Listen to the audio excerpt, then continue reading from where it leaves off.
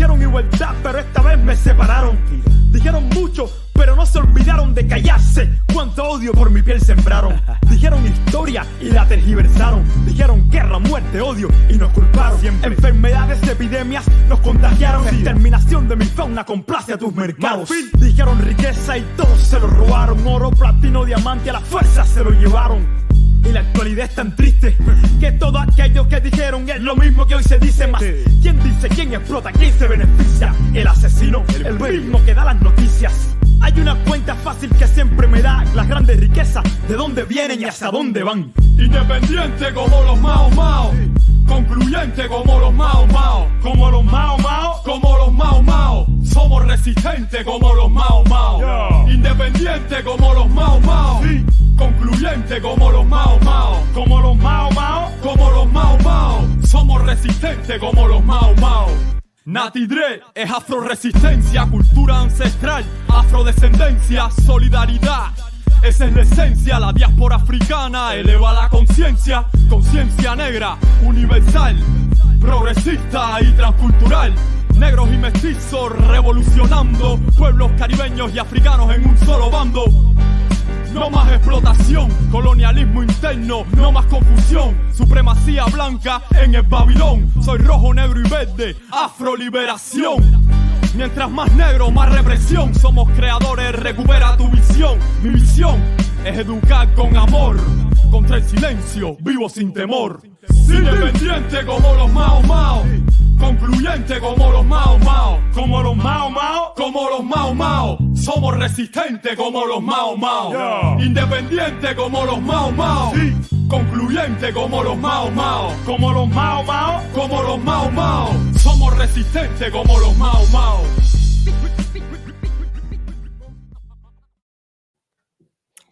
Rise up. Welcome, everyone. You are tuned in to the Rise Up Morning Show with Natasha. So good morning, everyone. But we also have our other co-host, Ikemba Ojore. Thank you. I was wondering if I needed to introduce myself. I appreciate that. Yeah, man, you know. And I'm just the hood. So I'm just coming in with the hood today because it's rough out here. It's Halloween. You know what I'm saying? It's Halloween, you right? The hood or you hood? Am I the hood or I'm hood? I'm in the hood. Hey, in Philly though, we call this mischief night. I don't think they do mischief night everywhere. Because when I came to New York, the 31st, they did their mischief night was sort of like on the 31st. But in Philly, like the day before, we raised hell. Yeah, no, that's us. That's everywhere. But that was yesterday, brother. You ain't been on the block today. 31st, brother. You ain't never lie, man. Yeah, look at you, man. Ever since you moved out the hood, you don't know now. Halloween, brother. I don't celebrate Halloween, man. Brother, come on, man. You got the orange on. We see you. We see you. He said I'm a black nationalist, African centered. I don't do Halloween. We don't do that over here. Yeah. I don't know the day is November 1st, October 3rd. I don't know what the day is, man. But check it. But look at Natasha trying to take it. He said, he ain't say nothing. I said he go trick or treating. That's my Rafiki right there, man. That's my Rafiki. Yeah. Shout out to Rafiki. I'm getting out of saying Conrad, man, because I'm trying to use like the African tongue. So you might not hear me say Conrad too much. Okay. Yeah, I'm going against all that, man. You gonna stop speaking English too, or what? Hey, Habari Gani, man. Habari Yako. Uhuru. Let me break out the few Swahili words. You know what I'm saying? Hey, man. Hey. He like me with Spanish. Say like all the curse words and I'm good. Tafadali. Come on. Yeah. All right. Okay. Go ahead. Don't get me started. Look at Kimber. Act like he paid attention in the Swahili class. But anyway, so we had mischief night too, man. That was the eggs. You throw the eggs and put sock powders in socks and beat cats with the powder and that's crazy. Man, in school, as soon as the bell rung, going down the hall, eggs just flying. You know what I mean? So I don't even want to think about it, man. I might still have to pay for some of the. I'm glad I wasn't in. No, that wasn't my. We weren't allowed to celebrate Halloween. number we one. weren't celebrating. That was Mischief Night. That's the night before. That was. We weren't okay. When I said we weren't allowed to celebrate Halloween, meaning that like we also couldn't go outside at night at the time that people were doing like we couldn't be involved in any of that. Yeah, don't be involved in that. Good, good. Hey, Ikemba, the most polite Haitian I ever ran across in my life. Get out of here. Yeah. You weren't allowed to do such and such. Like you ain't never lied, because the Haitians on my block, they was in the mix with us, boy. They was the ringleaders. They taught us how to get down. They're like, you never heard of revolution? Who you think taught me how to say Kubetet Boule Kai? It was them. You know what I'm saying? So, it was during Mischief Night. But so that's it was I don't miss that. We was wild for the night. You know what I'm saying? Yeah. We used to have project wars though. So we lived in a high rise. And there's a couple of projects that were low rises. So when you see them coming, they always try to come bum rush us. It didn't work out. Yeah. It was definitely like that. And it seemed like, I don't know, it seemed like our squad just got 10 times bigger during Mischief Night, because it sort of turned into like a sectional thing. Like there's not a lot of projects. We had the low rise projects, but it's definitely not like New York City. You got like projects on every other block. But but I don't know. It seemed like it was like 100 against 100. Oh, yeah. That's 100 for all my people. 100 for all my listeners. For folks, it's not clear. You know what I'm saying? You trying to say we got a bougie audience, brother? Say, man. Our audience over here, they ain't bougie. We good. Shout out to bougie audiences on these YouTube streets. You know what I mean? It's real over here. I mean? You say things like 100. 100, 100. Or if you down south, you say, and you're a country cracker redneck, you say 100. 100. Yeah. That one I don't know. I know 100, but I don't know that other one. Stop lying, Natasha. You know it's a regional thing. Oh, it's regional. See, I see they set tripping over here. It's cool though. Y'all lucky. Y'all lucky. You from up top. Don't even try it. You from up here, brother. No doubt. You know what it is. Some people move to Atlanta and they don't know what to do with themselves. Wow. See? Black Mecca. What they call it? No, what they call it? It's a desert, brother. I don't know what you're talking about. Anyway.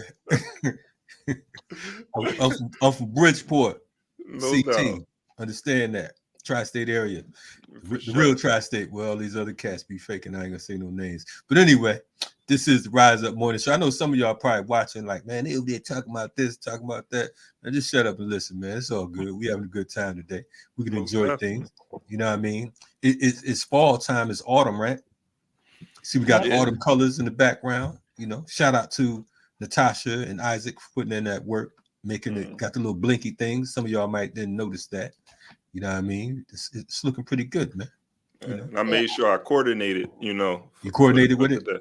That's what I thought, man. It's all about coordinating. Coordinating, man. Yeah, okay. John Witherspoon Jr. We hear you, brother. This is all good. I ain't gonna lie though. I was thinking, I was like, man, that should be some red, black, and green. But everything don't have to be red, black, and green. There you go, man. I'm a bit obsessed. I'm sorry.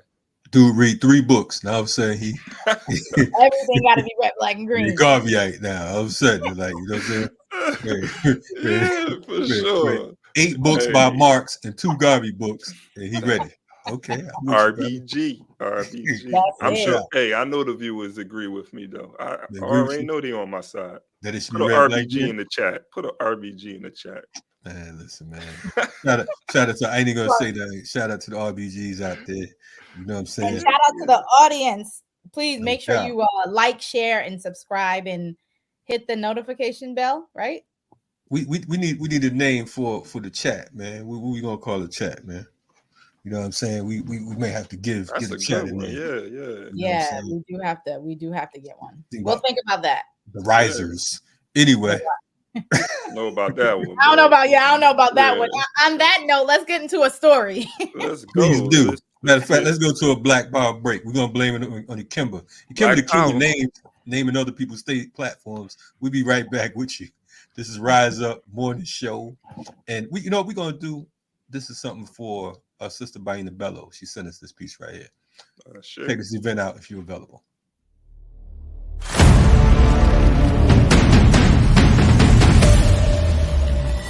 80 fragile nation land of the unexpected. You ask for more from Heritage, and now it's coming. Get ready for an unforgettable experience on Saturday, November 16th at 7 p.m. at the Coral Springs Center for the Arts. Join Yol de Rose and an incredible lineup of talented artists as they present a powerful play that proudly showcases the history of our beloved country, helping us to truly understand. Heritage is a collective effort involving more than 40 artists and technicians all coming together to bring Haiti's rich cultural heritage to life. 10 remarkable voices will embody the roles of 10 brave female ancestors who made immense sacrifices in the battle for Haiti's liberation. The cast includes Carole Demesma, Laurence Durand, Béatrice Quebro, Tiffane, Misty Jean, Donald Z. Theodore, Ta Famille Soleil, Darlene Desca, Fatima, Annie Alert, Riva, and Richelle Guillaume, all reenacting the pivotal roles these women played in building our resilient nation, Haiti. Heritage is the original creation of Yol de Rose in collaboration with Florence Jean-Louis Dupuis for stage and production design. Historical research conducted by Baina Belot. Choreography by Jean-René Desma. Heritage, Saturday, November 16, 2024, 7 p.m. at the Coral Springs Center for the Arts. This is the real deal. Tickets available now online or on site of the Coral Springs Center for the Arts. Heritage, don't miss out.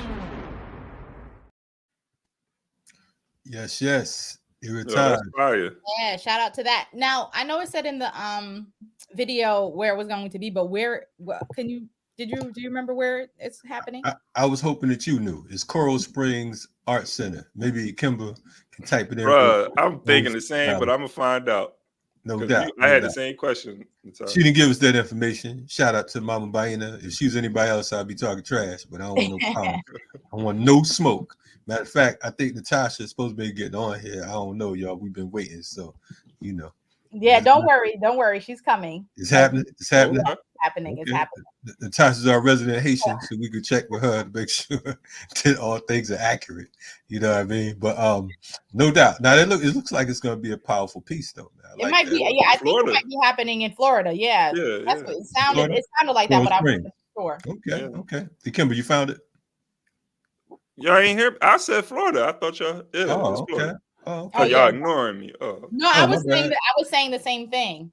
I think we said that at the same time. You notice Natasha said it after you found it and said it. It's cool. I understand that. You know. I was like Florida. She's like, I think it's in Florida. Thank you, Natasha. Like, we're on the Rise Up Morning Show. I think we're on the Rise Up Morning Show. Okay. That was a good one. Yeah. Thanks, Natasha. Now back to you. Anyway, what kind of news we got going on today? So one of the news stories that we're going to be talking about today is what's happening as it relates to immigration in Panama. And I think this is important because a lot of the times they frame the immigration narrative as only like Mexicans.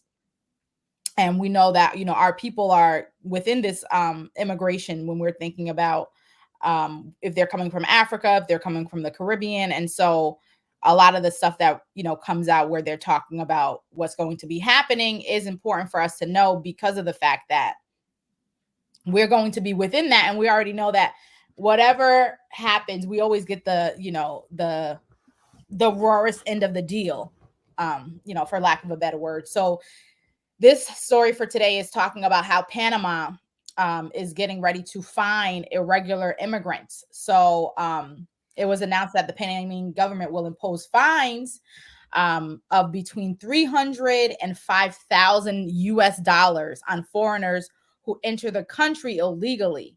And we know that the U.S. has been working, and particularly the Biden administration has been working with Panama to get this type of thing going. So the executive order talks about how the sanction will be adapted to the conditions of vulnerability in illegal travelers. But when we're thinking about people who are crossing the borders, crossing these borders and making these trips, $500, $5,000, $300, you're not coming over here because you have that in US dollars.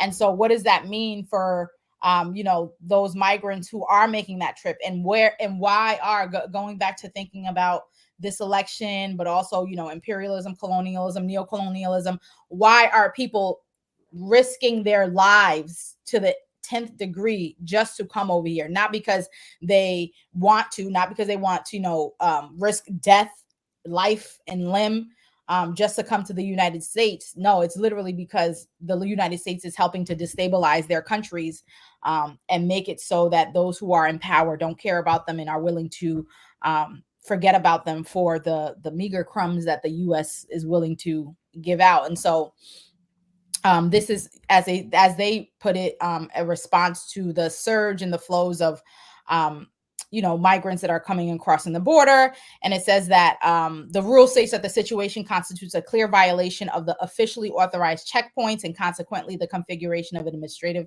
migration defense.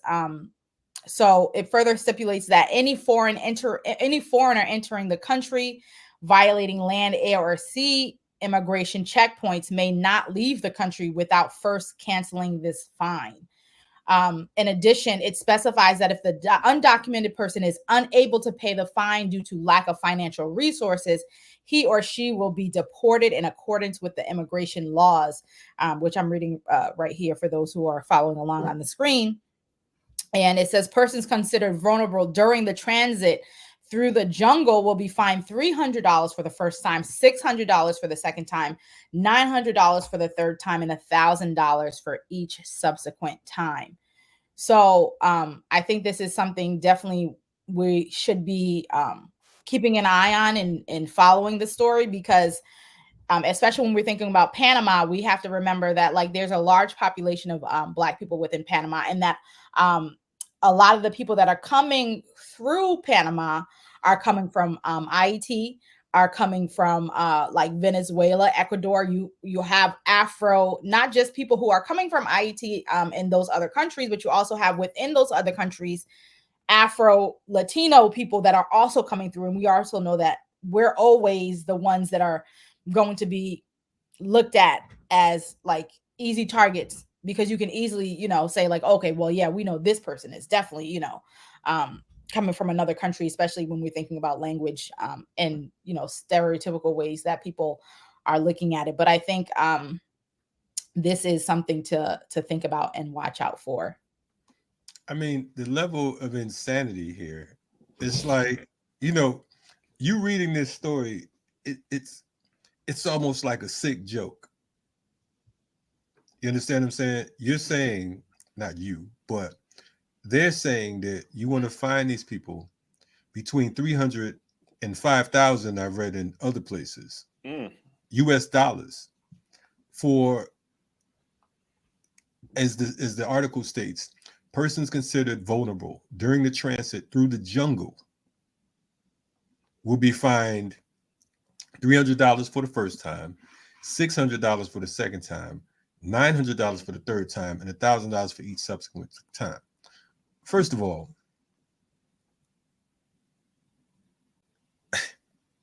the fact that anyone's trying to walk through the jungle to get here is a problem.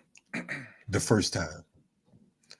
The fact that they would try again the second time or any other time is an act of desperation.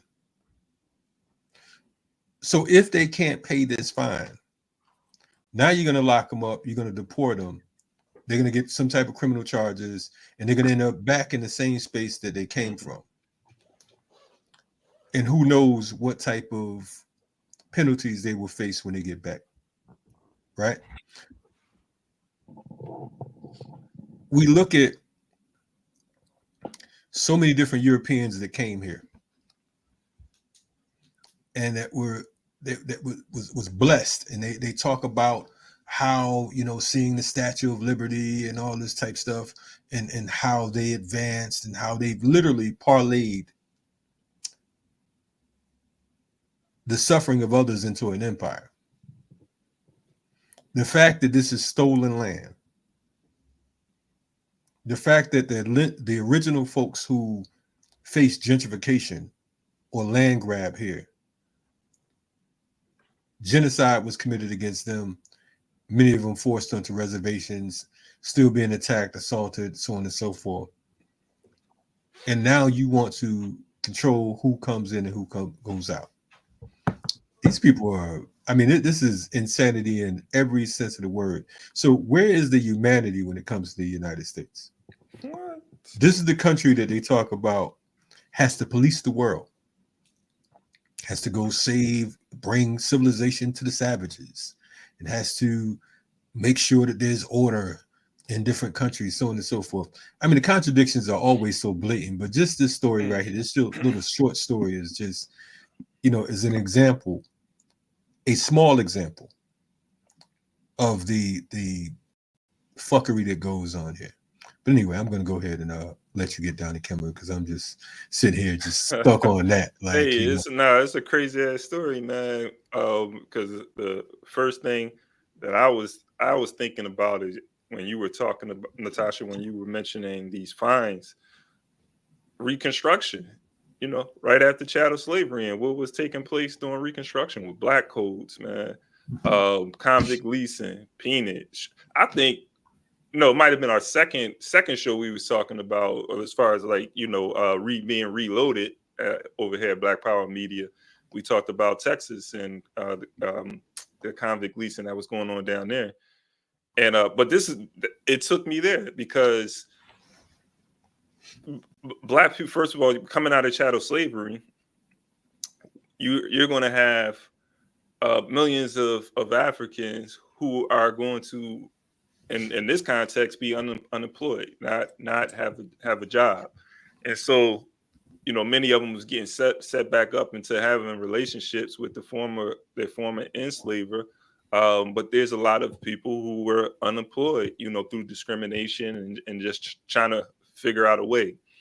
But they come up with something called vagrancy, right? So this goes into like criminalizing African people, because that's what they're doing now. They're criminalizing people who are coming to America, looking for better opportunities, because you mentioned destabilization, neo-colonialism, oppression, exploitation. So they're coming here, which many of them don't want to. They come in here to try to make some money, send it back and go back. And then, though they're coming here for opportunity, they become criminalized.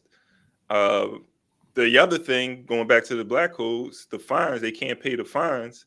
So what happens next? And we know the Constitution says you can be enslaved as a punishment of a crime.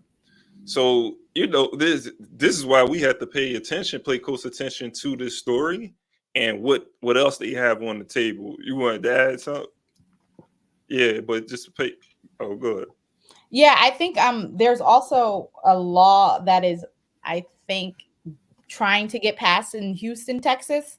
That is so to allow the police to arrest or stop people who they think are migrants. And so I think that's also connected to the profiler. Yeah, exactly. Yeah, just another way to do it. And I think, like you were saying, Kimba, in the story, it talks about that the undocumented, they are not able to leave if they cannot pay the fine. So like you were saying, okay, so we already know that they can't pay the fine. So then what happens to them? Now they're in the country. They can't leave the country unless they pay the fine. So you better you come over here. You better have some money. So then they pay the fine. Then they send them back broke. Like, if they had the resources, they probably don't have the resources. Like it's a trap, double trap, triple trap. But not only that, no. Yeah, but not only that. I mean, it's just like, it's insane on so many levels. Just walking through the jungle with money. You know what I'm saying? It's like. I mean, like, what do you? They know. They got a debit card, motherfucker. What they got bitcoins. Well, I mean, like, come on, man. I mean, so what's the real plan? That's the question. Exactly. What's the real plan? Because you're putting in place a plan that people can't, setting them up for failure. Yeah. Setting them up for failure. That's it. Yeah. But it's crazy because it just takes me back. So it's more of the same. They've used these tricks before. So, we have to be able to continue to point out these contradictions and say, like, these colonizers haven't changed. They doing the same shit. They did it to us, and they doing it to them, because those are our brothers, brothers and sisters. And, they'll treat us all the same, man. They are treating us all the same, I should say. But nah. Comes to violation, right, where it talks about how these migrants, they're if they're violating the land, air, or sea immigration checkpoints, violating air, land, and sea checkpoints, don't these countries violate these other countries' sovereignty? Don't they go across borders? It doesn't matter where. When we're talking about the European powers, these colonial powers, they're who's what about them? Who's holding them accountable for their continuous violation of land, air, and sea and sovereignty access? You know what? No, because I had blacked out for a second. Now I'm realizing, you know what I'm saying? We're not even talking about the U.S. We're talking about Panama. Yeah, you know what I'm saying. Mm-hmm. So I saw the U.S. dollars because it's all the same shit, different toilet. Yeah, you know what I mean. But you gotta exchange your money. Yeah, the racism that exists, throughout is crazy. So it's like I got caught on the U.S. because they always come with the nonsense. But this is Panama. But of course, the Panama and the U.S. is hand in hand. Yeah. But hold on. But when you say Pan, you saying that like these laws though, like the you're saying that the laws, these are Panamanian laws? Yes, yeah, it's a Panamanian law, yes. And they're using Natasha, we slow today, Natasha. Don't worry about it. Okay. But remember the Biden, that's why I was pointing out that the Biden administration and Panama have been working together in negotiating deportation ever since 2023. Especially thinking about an agreement that was signed by the Biden administration and Panama, calling for like immigration officials to train and assist Panama authorities in deporting migrants heading north, regardless of what country they're coming from. So it's entangled. It's not. That's what I was gonna say. I'm like, that's where I got thrown for a second, and I'm just like, wait. Then I'm like, okay, I know I could have sworn. Yeah, I mean, at the end of the day, it's still a thing where the U.S. is they want you to enforce this. They want you to put these laws in place and enforce it. So they're behind this whole situation. So that goes to neocolonialism. Right, you know what I'm saying? Working in the interest of and adopting a colonialist policy, man. It's an oppressive and exploitative system. So this isn't in the benefit of the Panamanian people. It's in the benefit of the colonizer in some way, how indirectly or directly. Same shit, man. Different toilet. I just got thrown off for a second because I'm thinking about Biden, but okay, I mean it was entangled. So okay, yeah. But like this is real quick. Last thing I say, because every time I hear about like these laws and these fines, and it takes me back to something I read in college, man. Charles Tilley, and he talks about state making being a racket. And he goes back into the history of European history and how the state came about and so forth, right? But operating the same way as the mafia does. And it's like, the same people who are creating, they tell you like about what the problem is, and they actually create the problem. The problem is immigration, the problem is immigration. But the same people who are going to create a bureaucracy and create a formation to stop that, which you got to pay for these things, right? So the same people who are doing it are the same people who are creating the problems in the first place, destabilizing the country so that the Panamanians want to leave and search for opportunities in America. But it's the United States working with the Panamanian government, that's perpetuating the system of oppression and exploitation, man. They're not doing anything to make the situation better for the Panamanian people. So they're not doing anything to make the situation better for anyone, any life form, for plants, animals, whatever, mammals, whatever the case is. It's like, this is it's business as usual. And it's sometimes when we're on a platform, and just in day to day, just thinking about the levels of violence that they would go to, the levels of insanity, the laws that they come up with, that they manufacture. I mean, it's wild. It's like, and folks are still on some party and bullshit, as the last poets would say. You know what I mean? We're still not looking at this thing for what it is. It's like, it's a serious moment in time to live in, and to damn near be victims, So anyway, you're checking out the Rise Up Morning Show. This is your favorite morning show on the planet. That's what Kimber told us. You know what I'm saying? This is what I heard. Yes, you heard. Okay. I usually would say F what you heard, but I think you heard good. I think you heard things good this time. I think that we're gonna talk about we got a guest coming up, matter of fact. And I think that I think one of the things we're going to talk about is Black Solidarity Day. So maybe you can school us on what Black Solidarity Day is, my man. Yeah, for sure. Black Solidarity, and you may have to double check this, but I think it was 1969 that Black Solidarity Day began and started at Brooklyn College. And in New York, for the most part, I think in some other places they began to start celebrating it, but Black Solidarity Day was influenced by a play, A Day of Absence, I believe the play was called, in which the Black community in the southern town disappeared, and white folks had to figure it out on their own. And so Black Solidarity Day was influenced by that, and it's supposed to be sort of a day of absence and solidarity between different, groups, organizations, ethnic groups, nationalities, Black people coming together and showing solidarity, and also not engaging or participating in the system for that day. So not going to school, not going to work, not even riding public transportation, not doing anything, a day of absence.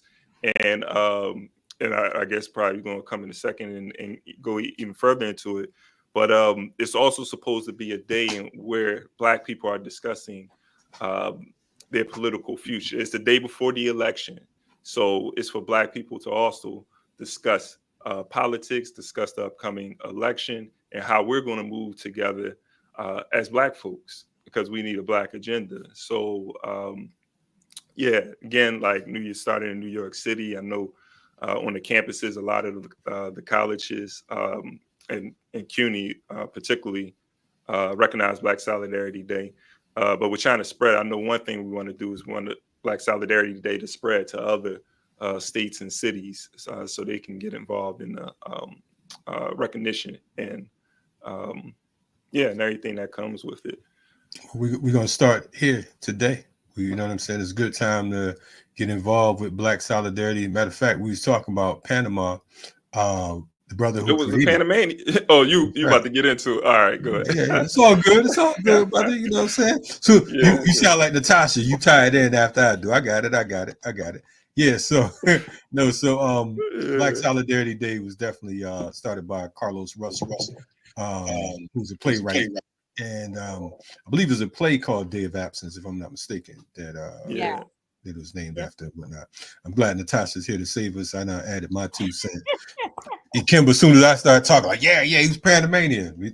He's talking about Panama for 20 minutes, and he forgot that part. Yeah, that's go ahead, Natasha. Help this man stay here. That shows our connection. That shows how Blackness isn't monopolized by one group of Black folks, because you do have movement out there that think that people who maybe from Panama or Jamaica aren't Black. It's like, come on, that's not our history. The history goes against that type of thinking, that type of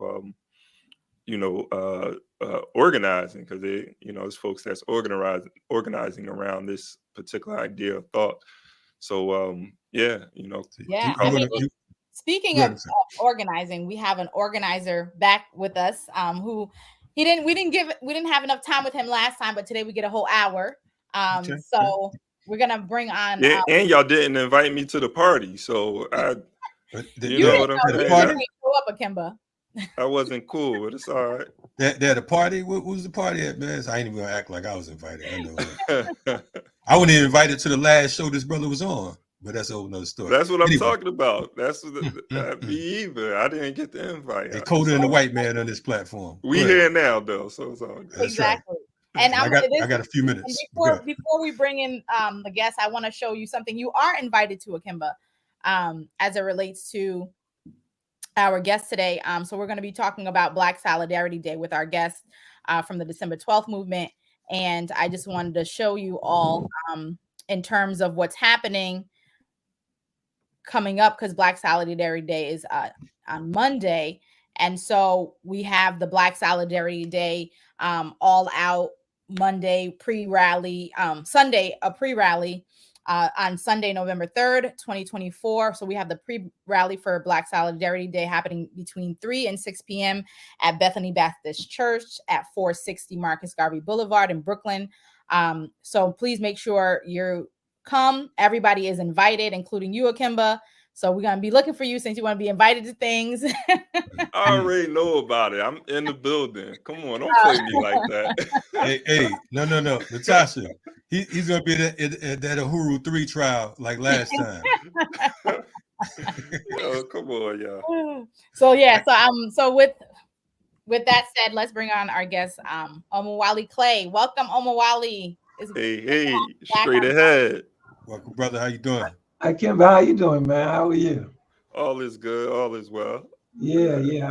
I'm back. And I was in Zimbabwe this past week. You know, we traditionally try to attend their party conferences, just in terms of our historic solidarity with the Zimbabwean revolution and stuff. So we try to do that. So I just got back last night and stuff. So, you know, struggle. You know, Africa is Pan-Africanism has taken a tremendous hit over the years. And I mean, I know we're going to talk about something else, but let me just say that it's a very serious question for us, because I believe, you know, the United States has been very consistent. I won't say always successful, but very consistent in manipulating the issues of divide and conquer. And they become very good at it, you know, sowing seeds of dissent, suspicion, you know, disunity, you know. And I think over the past 20 years, they worked very hard to attack Pan-Africanism. And I think in reality it's taken a tremendous hit.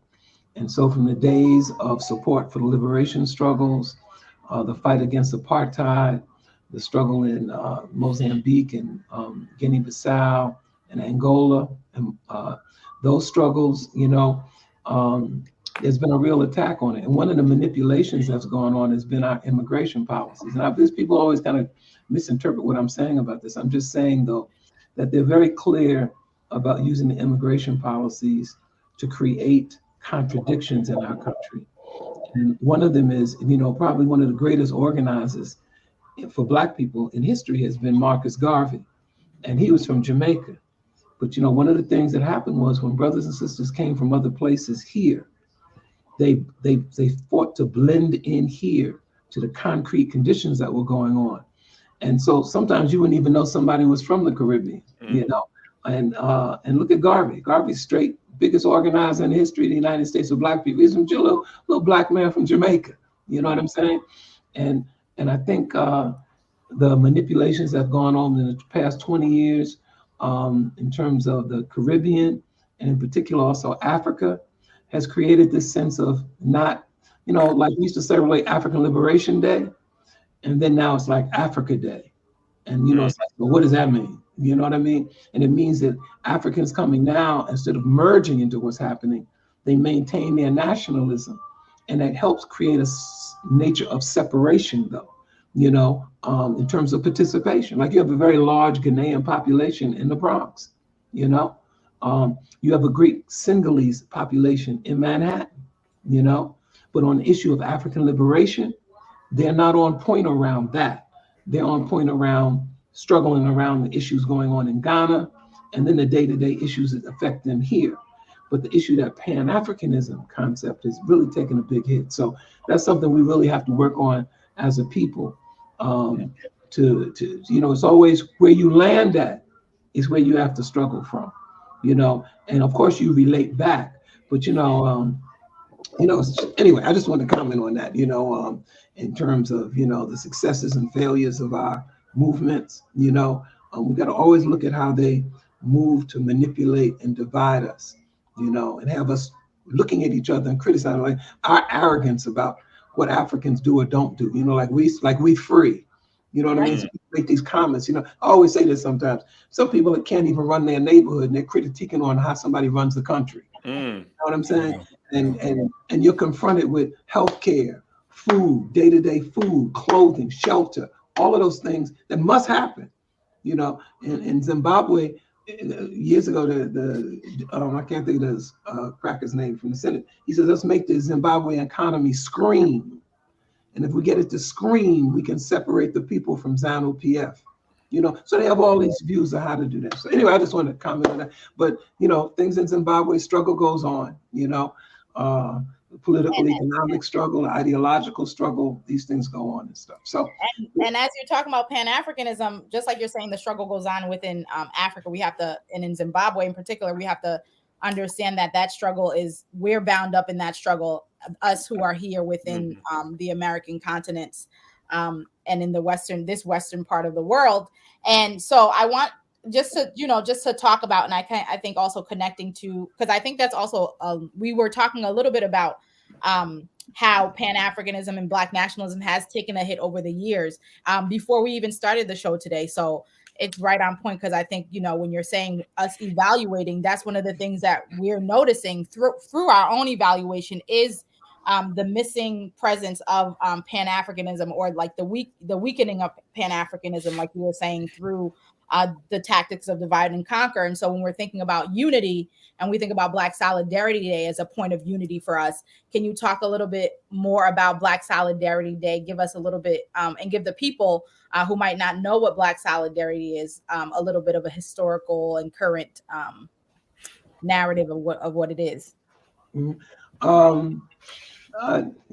Wow, 1969,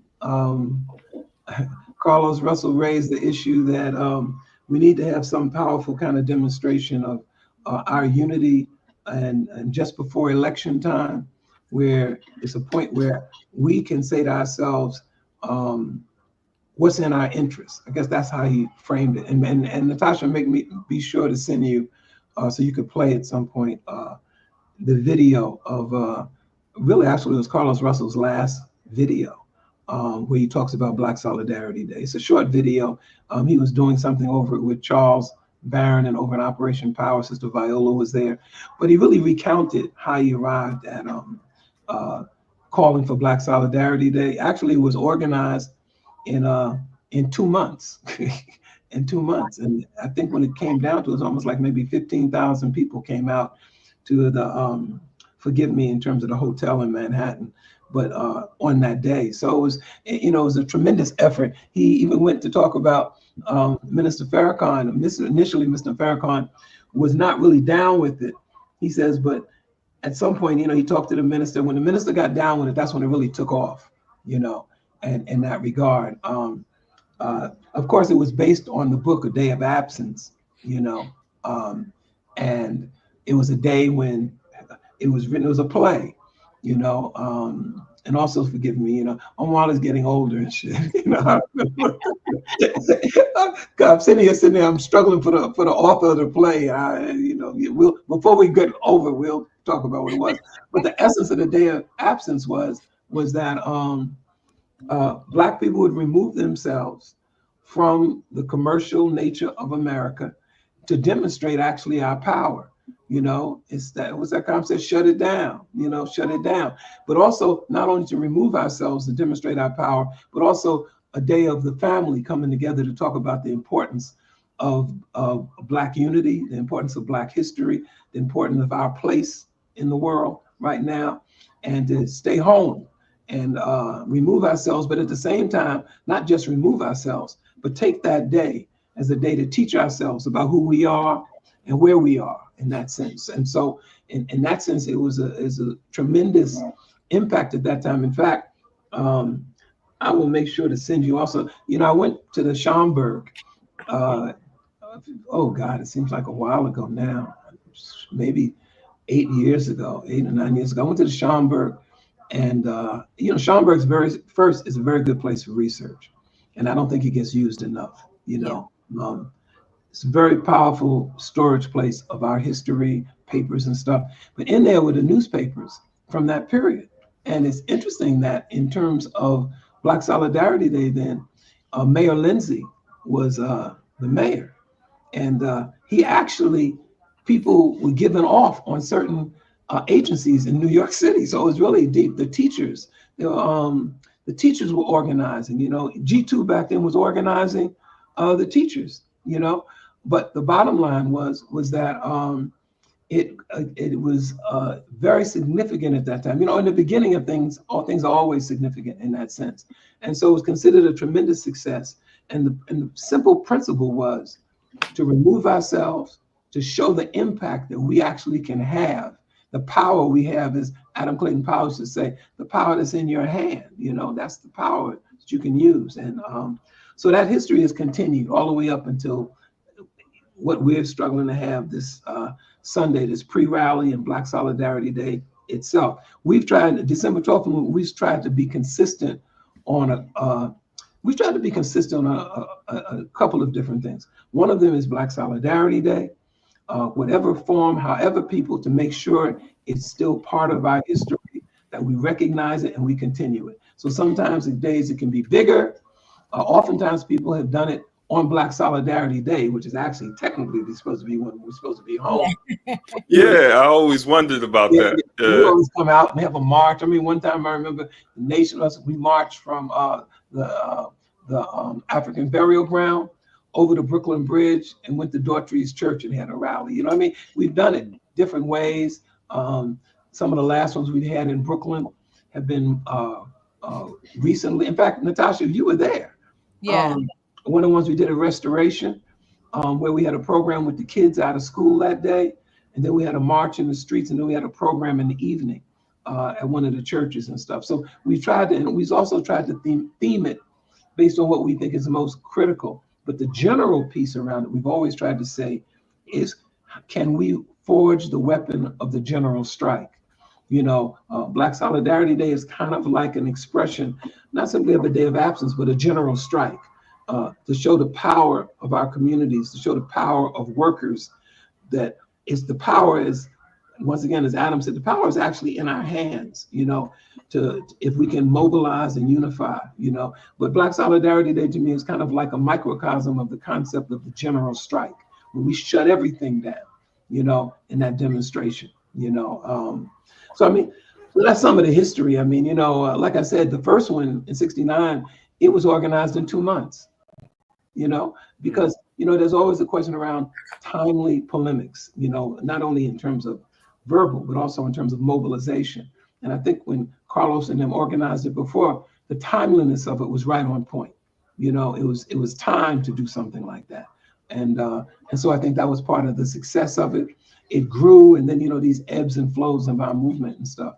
But we've always had the view that we must maintain some of those historical conditions, because times will change and people will reach back and grasp, you know, what was happening in those times. You know, the North Koreans have when we were in North Korea once, we got some literature. It was a piece that they had done by Kim Jong Il's son, Kim Jong Un.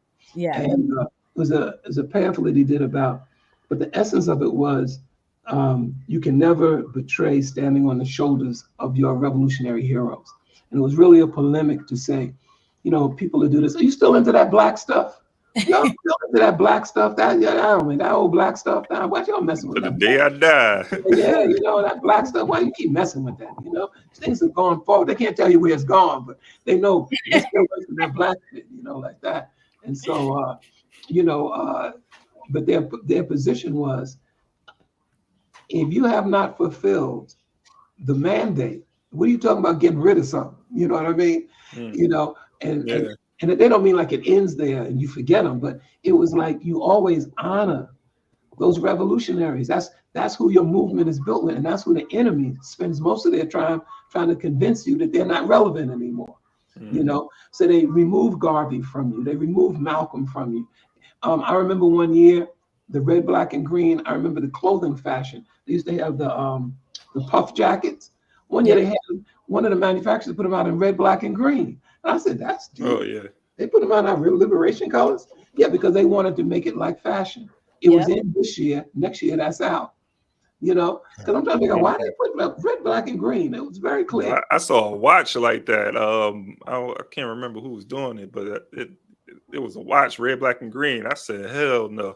I recently saw a Yankee fitted that was red, black, and green. Black, and green and stuff. So, but if we don't constantly keep defining who we are, then the legitimacy of who we are gets manipulated by someone else in that regard. So it's really been a task of, what do we used to call it? Politically, they call it, what do they call it? Fusion.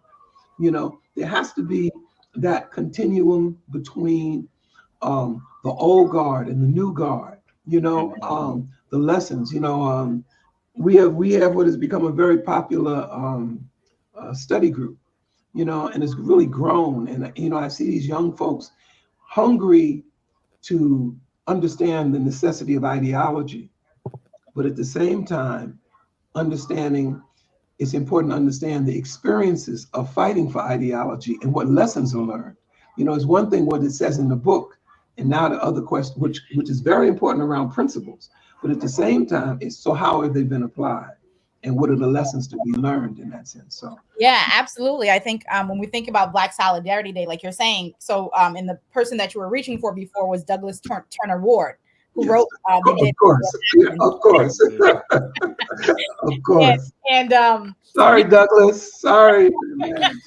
And you were saying, the importance of us thinking about how do we actualize those ideas that we're talking about, and what Black Solidarity Day represents in terms of actualizing those ideas that Douglas Turner Ward put forth, right? Those ideas that were being thought about not just by him, but also Carlos Russell. But before I ask another question, I don't know if Kalanji or Ikemba had a question that they wanted to ask you around this. Well, I just wanted to acknowledge you because I got to run early. I just wanted to say thank you for the consistency and the work that you've been doing over the years. I don't know if we actually ever met in person, but been following your work, respect what you do, and also looking forward to spreading Black Solidarity Day here, because it seems like it should be an international situation and not just something that's confined to New York. I know New York like to cuff everything, you know what I'm saying? But where are you based at? I'm in Atlanta, but I'm originally from Bridgeport, Connecticut. So you know what I'm saying? So of course, Atlanta captures all our people. They like going to Atlanta. They say it's the Black Mecca. It's like the desert. It sucks us in, but it's a hazard to come with the job. But I appreciate hearing about Black Solidarity Day, because when you mention like the Schomburg, unfortunately, it seems that folks outside of New York hardly ever hear about Arturo Schomburg. They hardly ever hear about Carlos Cooks and others who are very important to our liberation movement. My question really, and I do have to run, I'm sorry, but I wanted to, for folks who aren't familiar with December 12th movement, please, give folks the meaning behind the December 12th movement and why it's such an important piece. And of course, rise and power to Sister Viola Plummer, but definitely if you could, for folks who are unfamiliar, lay out what the December 12th movement is about and why it's called December 12th. Yeah. Yeah, we just lost Sister Viola, who's one of the founders. You know, we had, of course, we came from different places, you know, and the founders kind of represented that. You know, one was Sonny Abubadika Carson, who is a historic OG in Brooklyn and a Pan-Africanist, you know. Also Coltrane Shimaranga, you know, who came out of the Black Liberation Movement in that regard. Viola's son, Robert Taylor, came out of the student movement, you know. Sister Viola, of course, who is my, her and Jim Foreman were my political mentors, you know. Then also Ilambe Brath, one of the foremost Pan-Africanists that's ever lived in that regard. And of course, Father Lawrence Lucas from Resurrection Church. You know, our, what was it, black robe, white church, you know, our 357 Magnum carrying Father Lucas and stuff. They're all past now. You know, I'm the current chairperson of December 12th movement, created December 12th, 1987. You know, I mean, in short, some revolutionaries came together to form it. We formed it as a Black human rights organization, locally and internationally. We came up in the whole struggle. I would like to think we've been involved in most of the major struggles that have taken place that's involved our people, not only locally, but nationally and internationally. Some of our slogans that were created, people know, no justice, no peace, whose streets, our streets. Cuba, Africa called, Cuba answered, you know. They stole us, they sold us, they owe us in that regard. You know, we were involved in, you know, that whole no justice, no peace thing was just that rise during the Ed Koch view of just the police attacks on our community and such, and, you know, involved with that. We came right along with the Black United Front, you know, and other organizations, and we tried to be consistent around our work. You know, we were very involved in the first National Reparations Rally in the United States, in DC in 2001. Our human rights work has certainly been international. You know, we got a cooperation agreement between December 12th and the African Union, which was historic. You know, we tried to become part of the international work in terms of our campaign of who we are in the United States, to say to the world, and particularly to our African brothers and sisters, don't abandon us here, you know, in terms of your fear of the United States, you know. And so we came along in terms of those periods of, as we talked about earlier, around support for the African liberation struggles. And most importantly, before the rally for the National Reparations Rally in DC, we involved in the 2000 National World Conference Against Racism in Durban, South Africa. That was very significant because from our tutelage with some tremendous African leaders like Nyeri, you know, like Mugabe, you know, to understand that to talk about reparations is to talk about there was a crime. And to keep talking about it without talking about the crime doesn't speak to the question of the crime of human rights crimes. You know, international human rights crimes don't have statutes and limitations. And so they instructed us, before talking about reparations, you got to identify the crime. And crimes against humanity are international crimes, and they don't have statutes and limitations. And so we learned that in that regard. Also, we learned from the Cubans.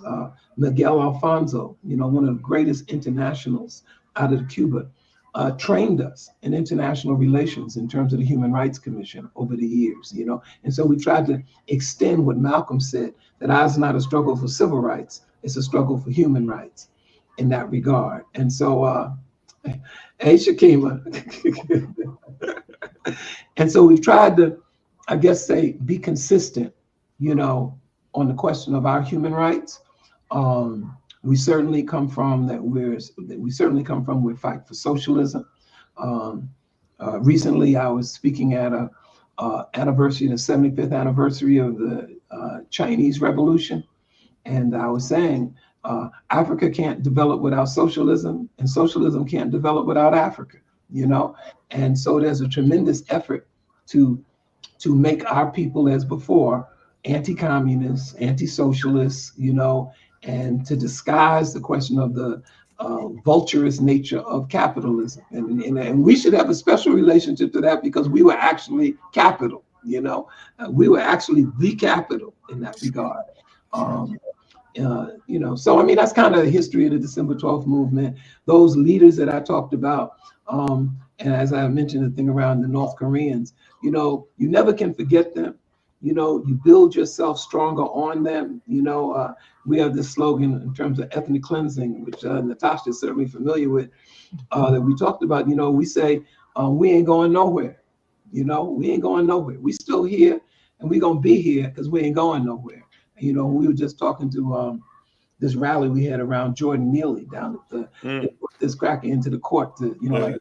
I said, y'all think you're gonna disappear us? We're not gonna be disappeared, you know, in that regard. So they, you know, there's I was just talking to Lisa a little while ago, and Black is Back.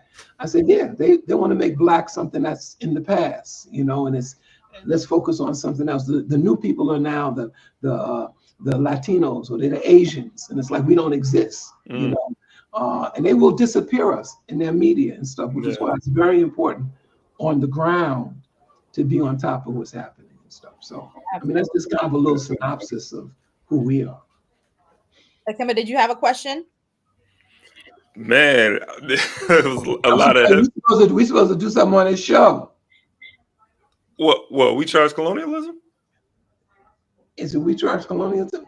Oh yeah. Oh, on here. Yeah. Definitely. I've been in contact. I don't know if they followed up. If Keenan followed up with you. Yeah. So I met with them. So I know we're supposed to be doing something. So yeah, for sure. You know, it's in the making. Hopefully soon. You know, but appreciate you jumping. I don't know. A lot was dropped, man. I want to, you know, let Chairman just keep going on. I know when you mentioned there was a few things, a few thoughts I had as you were talking. Well, just now as you're talking about disappearance, I'm thinking like the whole people of color label it seems like a way to disappear because it's like merging, you know, different groups together, even groups who are actually Black. Some of those groups are Black. You know, that's sort of being separated from their Blackness, and so it's like this overarching like people of color thing. But also, you said something earlier that made me think about who future generations are going to look to as our sort of heroes and leaders of this period, because I look to the Malcolm X's, the Kwame Ture's, and Dr. Amos Wilson's, Dr. Clark's, and I'm wondering if it's because of the level of consciousness I am, where I seek out that. I'm wondering when you were growing up, was the entertainers, because now to me it seems like the future generations are going to be looking at the Beyoncés and the Jay-Z's and all of that, and not necessarily looking at the Omawale Clays and you know the Omali. And I can't sing either, so that's I can't sing. So they better not be looking for that. Is it different now though? Is this a different trend, or it was the same thing? I would say the Black Power movement in the 60s and 70s, which I observed. I wasn't in. I say, as Cabral said, tell no lies and claim no easy victories. When I came out of college, I went to Tennessee State in Nashville, Tennessee. When I came out of college, the most important thing that happened to me was after graduate school was I met Sister Viola and worked with her, and I met Jim Foreman and did some work with him. And I cannot speak enough about particularly those two, but Jim Foreman taught Viola and I, you know, tremendous revolutionary. If you ever see, he did a book called The Making of Black Revolutionaries.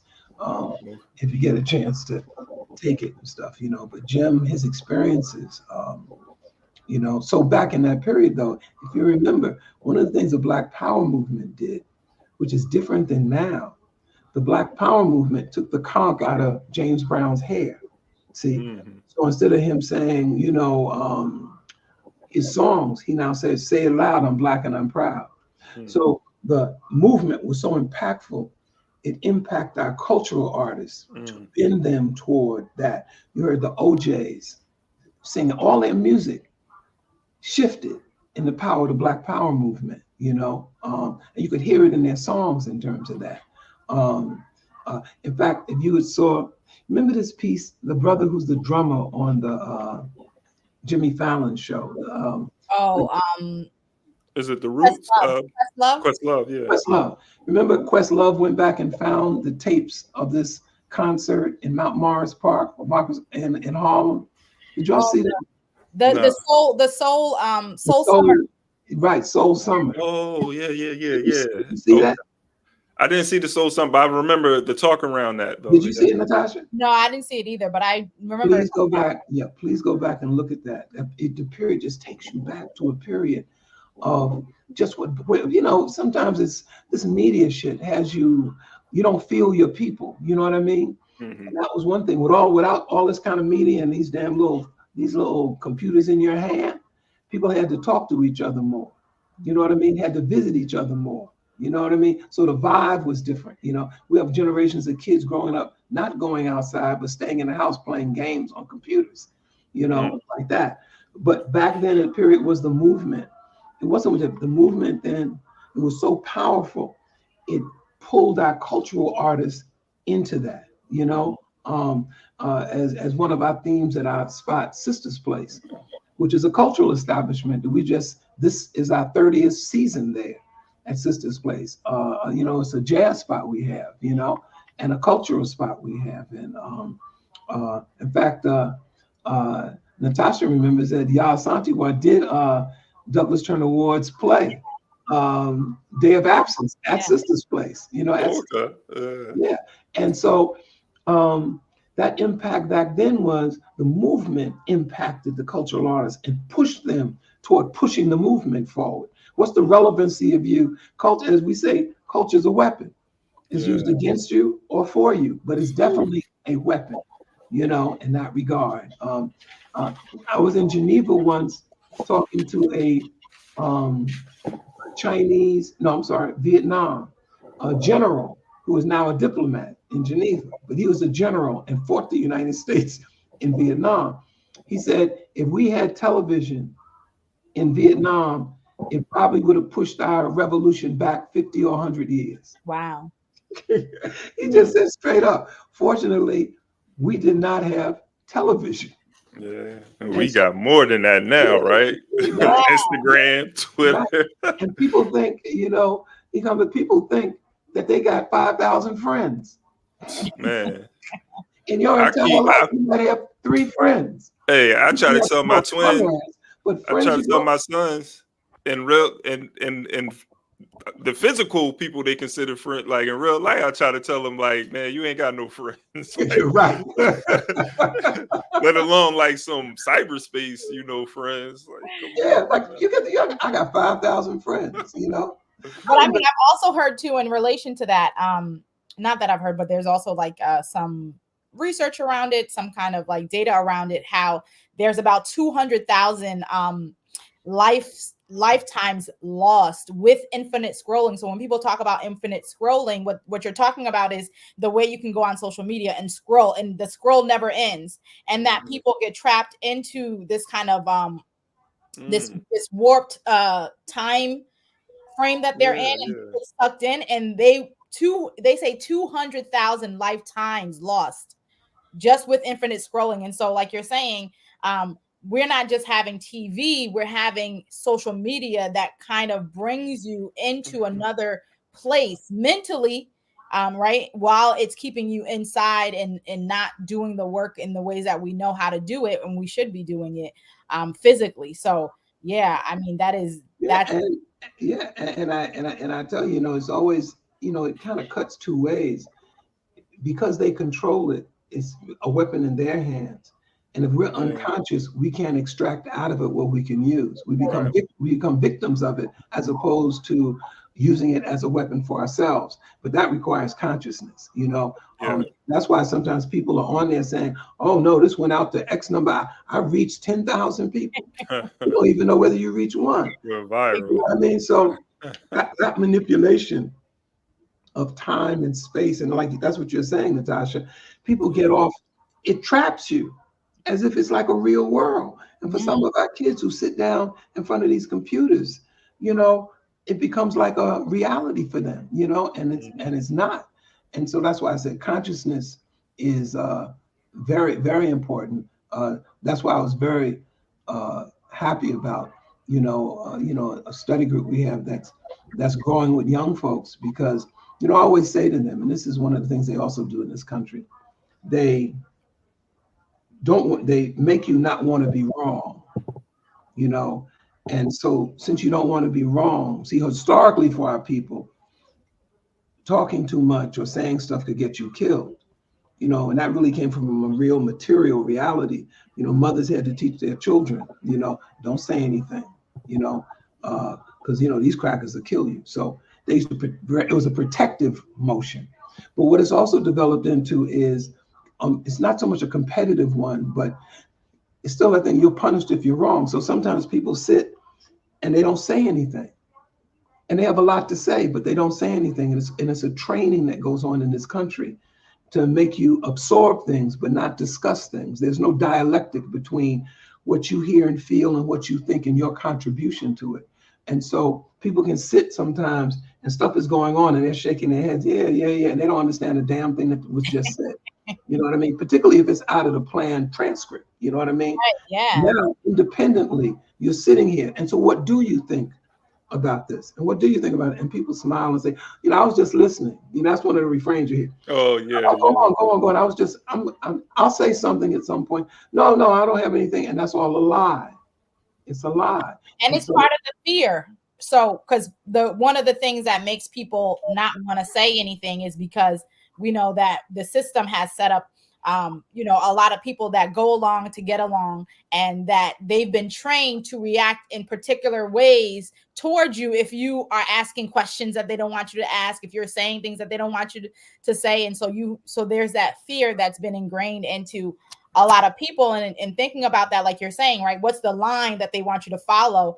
And thinking about today's, the line that we're supposed to be following in terms of politics, right? So when we're thinking about Black Solidarity Day, and we're thinking about showing, you know, the presence and the impact of Black people, especially, you know, so close to the reason why, you know, it was chosen the day that Carlos Russell chose to have it, the day before Election Day, and the way in which we think about ourselves as a people, and also what our mission is, what our goal is, right? What is our project that we are working toward in terms of liberation? What can you, or can you talk a little bit about like what that is, the line that is being given to us today in terms of politics, and the way that Black Solidarity Day helps? So I mean, here's the deal. Black people are going to vote for Kamala Harris. I mean, you know, the question is it 85% or is it 81%? You know what I mean? They're going to vote for Kamala Harris because Trump looks like the devil incarnate. You know what I mean? And so he's an easy one. You know, what did the guy say? What did the comedian say? An island of garbage is Puerto Rico. Yeah, that's what that guy said. Yeah. Never, not another day that they don't say something, you know. And so in terms of Black Solidarity Day, the day before we vote, no illusions about the question. The Black people are going to vote for Kamala Harris because their views, they don't have a choice. You know, they're not even that happy with the Democratic Party, but they're going to choose Trump. They ain't like a Republican. They're going to choose Trump in terms of that. Now they're talking this new thing about Black men are not going to vote for Kamala Harris because she's a woman, and you know, and the Democrats haven't done that much, you know. So we're in that kind of quandary. The reality is, on January 20th, 2025, the question is not what are they going to do. The question is, what are we going to do? Yeah. Implement things that are in our interest. And that's groundwork. And it's rough, tough groundwork. And I'm just talking to having a conversation this morning. You know, one of the things that the Panthers put forward that's so important is serve the people. You know what I mean? Yeah. Serve the people. You know what I mean? Serve the people, guide the people, provide things for the people, give people access to the things that they need.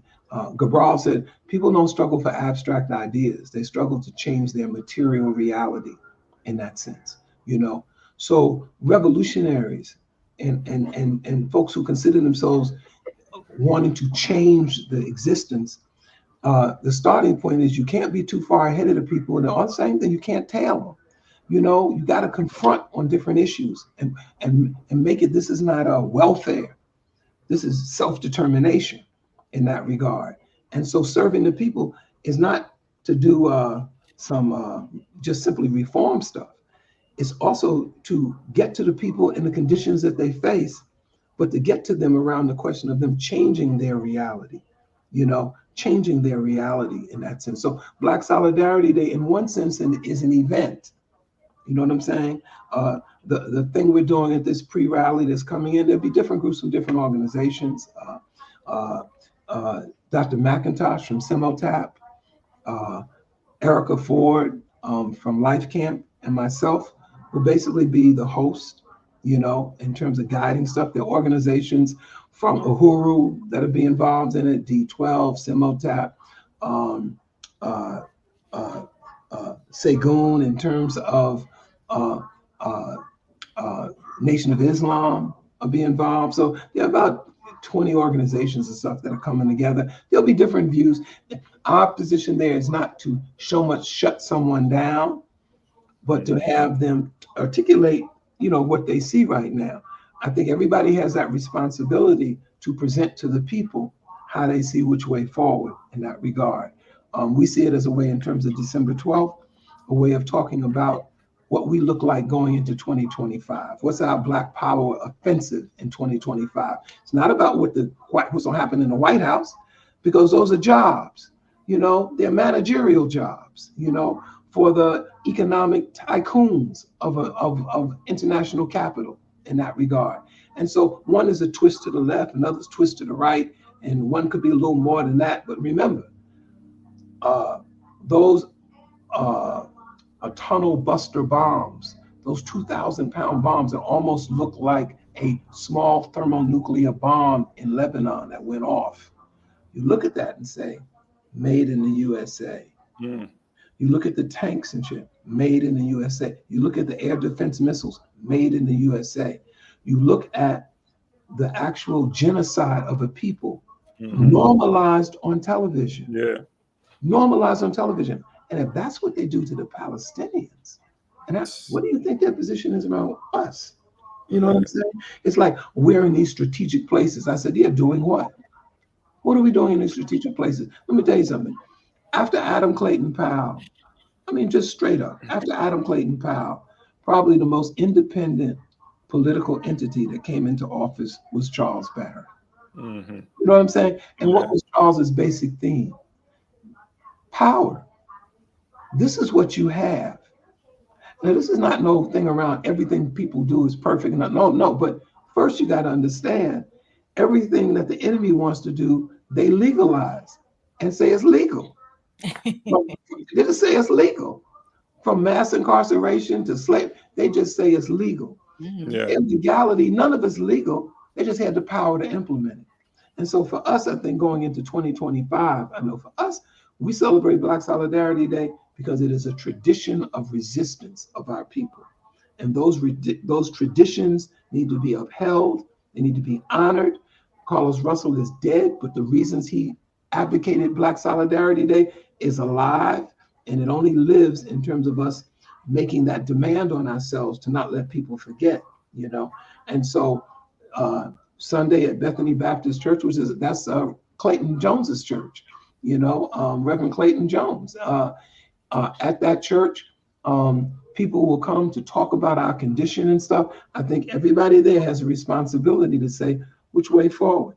You know, we think it serves as a way to say those people who want to get down and organize and work on what's happening, then this is what we have planned, you know, in terms of going into 2025. We look at the questions of a front against fascism, you know. We look at the question of reparations as a legitimate question. And let me just be very clear on that question so people can hear this. Crackers are never going to give us reparations. I hear that. So I just want to we should just be, what he says, tell no lies and claim no EV victory. Don't lie to the people. Yeah. Crackers are never going to give us reparations. What we need to fight for is for people to understand when you have something and someone steals it from you and you know it's yours, wherever you see it at, you still claim it as yours. They steal your car, it don't matter who they sell it to. Once you see it, you go get it. It's my car. Yeah. And so we just wanted to say to folks, your stolen labor value has to be with you. The ones who stole it, they ain't gonna tell you it had any value, but why the hell did they steal it?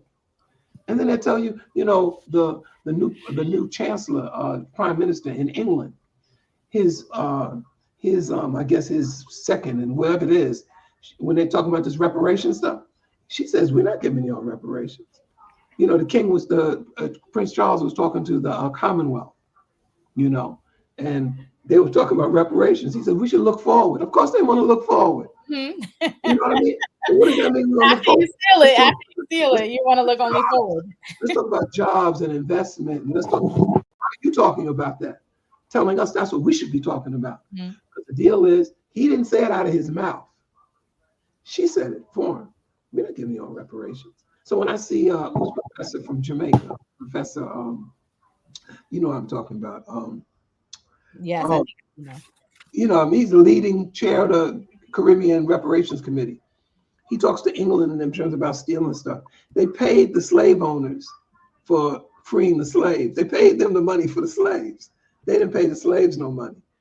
And their arrogance is, we ain't giving you no money and stuff like that. But the reparations question is important because once people get it was stolen from you, it's yours. It's not about welfare. It's not about charity. It's stolen wealth that belongs to you. You know, our position, Natasha, was it's so funny too, back at the time we raised that. We need to ask for an executive order, you know, that Biden should give an executive order, 50 billion, 75 billion, our view is healthcare, you know. Why? Because it's something tangible that can happen in this reality. They can never pay us for what they did, and they're not going to pay us for that. And they're going to stream it off into here, we'll give you a scholarship here, and we'll do this there, and we do this there. But our view is we have to focus it. They're not going to, they want to divide us, you know, but we have to focus it, you know. So, you know, hopefully we'll get some folks out on Sunday. You know, there's enough. Friendship Baptist Church is having something in Brooklyn on Saturday, you know. So we're not Black people getting together, we ain't opposed to none of that. We need to get together more. Yeah. Basketball games and the World Series, you know. But be that as it may, every institution that pushed our people forward, we need to fight to maintain those institutions. Were built on our brothers and sisters' blood and intelligence and unity, and we need to continue those. You know? And that's Black Solidarity Day 2024. That's one of the things we hope to accomplish, to bring us together. You know what I'm saying? And talk about weapons we can utilize in 2025, because it ain't about what they're gonna do. You know, people talk about Trump's gonna change the Constitution and stuff. You know, and I see the time coming up. But let me leave you with this, if I can. They talk about fascism, but the tools of fascism were in fact our colonial status. You know, what was the colonies except fascist states? You can't control your resources, your labor. The army is there to shoot you at a moment's notice. The justice system is designed to keep you colonized. That's where they learn the tools of fascism. They want to talk about Hitler. All Hitler did was practice it in Europe. And he was jealous that he wasn't able to build colonies like the other countries were in Asia, Africa, and Latin America. But fascism, we should know fascism because we grew up under fascism. You know, so the crisis of this fascism, let's be very familiar with it. Let's not act like we don't know what it is, because capturing us and putting us on them slave ships, colonizing us in Africa, those were fascist dictatorships. Goebbels' father was one of the ones who were involved with the extermination of folks in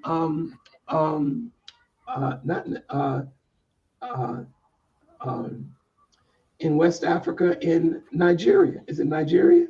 I think not Namibia. Namibia. Okay. No, that was German. That was the second right. Yeah, no, I'm saying his father. Was that the right country? Yeah, Goebbels. Who's the people they were exterminating in I want to say early 1900s. Yeah, yeah, that's Namibia, the Herrera. The Herrera. I'm sorry, yeah, Germans and Herrera. Right. Yeah, that was his father or his grandfather was involved in extermination of the Herrera. See, so this idea of fascism, it was born on us, you know. So we shouldn't be afraid to talk about it. We shouldn't let people define it as if we have no relationship to it, you know. And we shouldn't be afraid of it because our whole lives we've been fighting it, you know. All you got to look at the prison industrial system. We've been fighting it. All you got to do is look at little 10-year-old Clifford Glover, you know.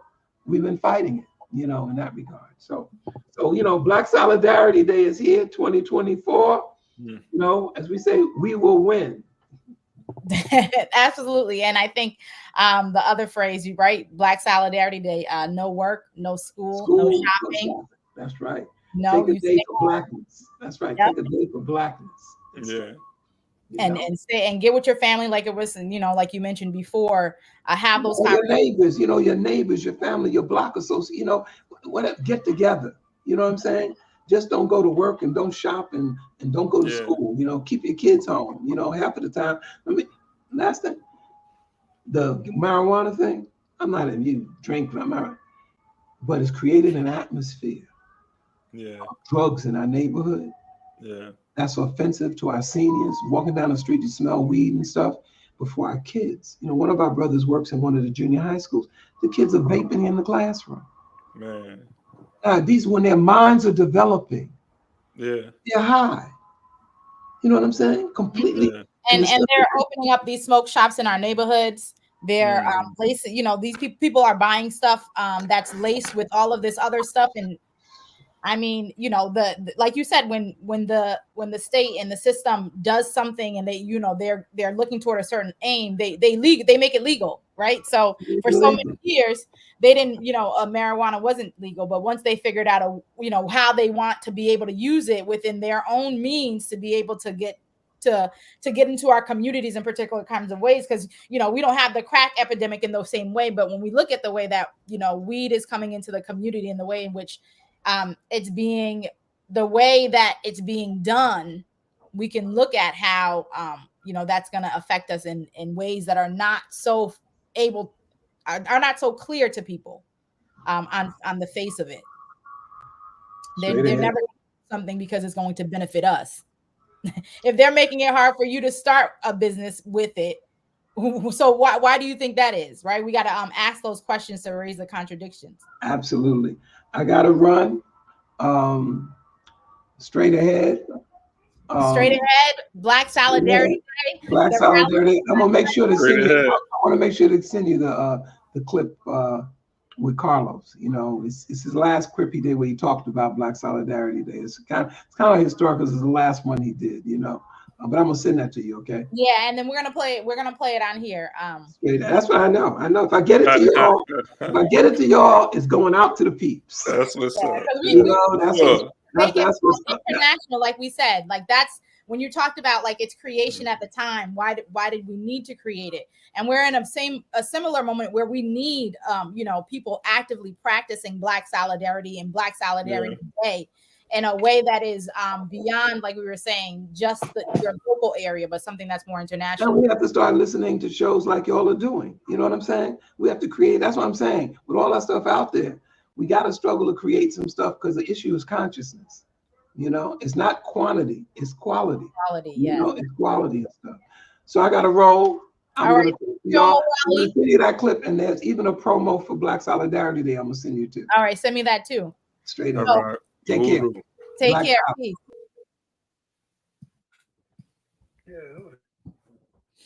So everybody, you know the assignment, right? Black Solidarity Day pre-rally going on in Brooklyn, New York. Hey, there might be something going on in your area. Just, you know, check around with some of the organizations and people who do work within your community. Absolutely. They're also doing something as it relates to Black Solidarity Day and thinking about how we can make this move beyond where it is now and get it to be a much larger, because we know that we need to work around unity and unite around a bunch of these things that we're talking about. How do we decide for ourselves? Like Omowale said, that's what they're going to do. You know, we already know what they're going to do in 2025. The question is, what are we going to do?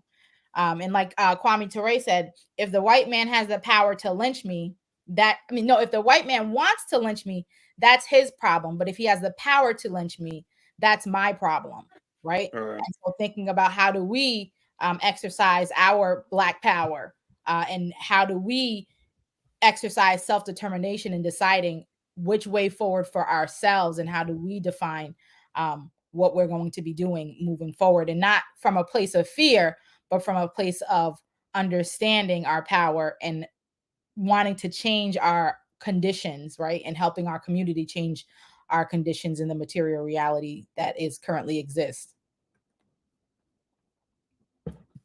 Yeah, and you know, like we've done a few, at least two, right? Black Solidarity Day events together at the college. So, you know, we've been a part of organizing around Black Solidarity Day for the last few years. I don't think I organized anything last year on campus, but definitely looking forward. I'll be in the building. I'm going to see you. You're going to be there? Yeah, I'll be there. We know we're going to see if we can live stream. Maybe we'll talk about that and see if that Black Power Media? Okay. Yeah, maybe that might be something that might be for the people. Like if you can't get there, you know, or if you that would be powerful. In New York, or at least have a recording to show, you know, if we can live. Right, exactly. Yeah, because I mean, I think I definitely think it's important, and I think when people look into the history, in the way in which when he talked about how I think it was 1979, he said how big it was. You had like he said, the mayor at the time even gave people a day off because they understood how big it was. So when we look at the history, like we could really make an impact, and we could really use Black Solidarity Day. So all we have to do is, you know, be intentional about it and be consistent, as he mentioned. But yeah, so you guys are tuned in again to the Rise Up Morning Show. Thanks for watching today and being here with us and thinking and talking around Black Solidarity Day and Pan-Africanism, and what we need to do moving forward, and thinking about ahead of next week, Tuesday, what will be going down, but really thinking about for ourselves ahead of 2025, what will we be doing? We know what they're going to be doing, but we need to know what we're going to be doing. So with that, I don't know if you want to say anything else, Akimba, before we peace out. Hey, peace, Uhuru. Until next time, appreciate everybody for tapping in. All right, so we will see you all tomorrow. Make sure, you know, to like, share, and subscribe, as we've mentioned before. And so we'll see you tomorrow, everyone. Sometimes the riot is a quiet one. Well, the battle is to love yourself and function in society where voices of reason are muted by anxiety, like gaining notoriety is selling your soul. So we tend to go no deeper than the shallow water level, trying to keep us overhead in the face of all the slurs and the stares, mentally frozen, paralyzed by fear of failure and success. So we lock, stock, barrel, running while it's crumbling. All these towers and they're babbling, but the baby's in the bath and the stash under the bed. On my head, spinning from the circles and the puppets and the strings that they pull, then we move. Reactionary warfare never produces when it's on the field. Feeble and foolish, what tools and what weapons are we using? We need some new ones. Real revolution, it's real solutions. Well, we've taken on the ways of the ones who conquer with their guns and religion and division. Got my inner me looking like my enemy. Real revolution. Well, my inner me really a mirror for the galaxy. New time, brand new paradigms, new contracts to sign. They thought that this would all be televised, though it's happening right before our very eyes. It's on the inside, with their guns cocked. When that rock drops, standing on the rooftop, praying that the mountaintop can live inside the valley. People tell me the reward is somewhere off in heaven, like heaven's only in the sky, like chariots are swinging, like God is something separate from yourself, from your wealth, from your lover, from your neighbor. Oh, your savior is coming in your own name, coming with the face the same. Real revolution, it's real solutions, where we've taken on the ways of the ones who conquer with their guns and religion and division. Got my inner me looking like my enemy. Real revolution, where my enemy is really a mirror for the galaxy.